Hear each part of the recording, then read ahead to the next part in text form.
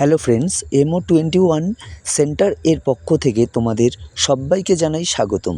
তোমরা যারা উত্তরবঙ্গ বিশ্ববিদ্যালয় এর অধীনস্থর বিভিন্ন কলেজে সেকেন্ড সেমিস্টারে পড়াশুনো করছো, তোমাদের যাদের ডিএসসি বেঙ্গলি রয়েছে অর্থাৎ মাইনর হিসাবে যাদের বাংলা সাবজেক্টটির সিলেবাস দিতে চলেছি, তাহলে তোমরা সিলেবাসটি দেখে নাও কি কি তোমাদেরকে পড়তে হবে। দেখো, এবছরে তোমাদেরকে যেটা পড়তে হবে, ছোট গল্প ও ছোট গল্পের পরিচয়, বাংলা ছোট গল্প।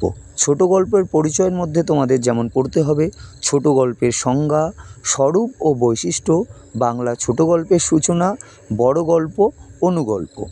বাংলা ছোট গল্পের মধ্যে তোমাদেরকে যে গল্পগুলো পড়তে হবে, তৈলক্যনাথ মুখোপাধ্যায় এর ডমরুচরিত প্রথম গল্প এবং রবীন্দ্রনাথ ঠাকুর এর দুটো গল্প তোমাদেরকে পড়তে হবে, শান্তি ও জীবিত ও মৃত গল্প।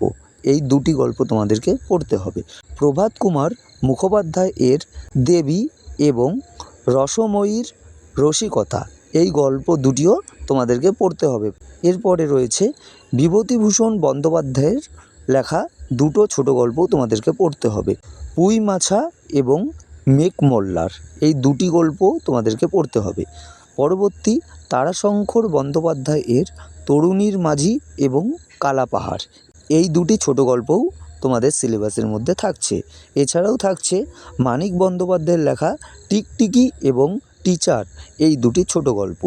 এবং সর্বশেষ তোমাদের যেই ছোট গল্পটি তোমাদের সিলেবাসের মধ্যে রয়েছে সেটি হলো বনফুল বা বলাইচাঁদ মুখোপাধ্যায়ের লেখা নিম গাছ এবং তাজমহল।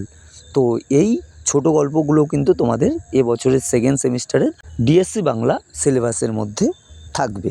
তো আশা করি তোমরা বুঝতে পেরেছো যে তোমাদের এবছরে সেকেন্ড সেমিস্টারের ডিএসসি বাংলা সিলেবাসে কি কি পড়তে হবে। তো এই ছোট গল্পগুলোও আমি ধীরে ধীরে সবগুলোই তোমাদের সাথে আলোচনা করব।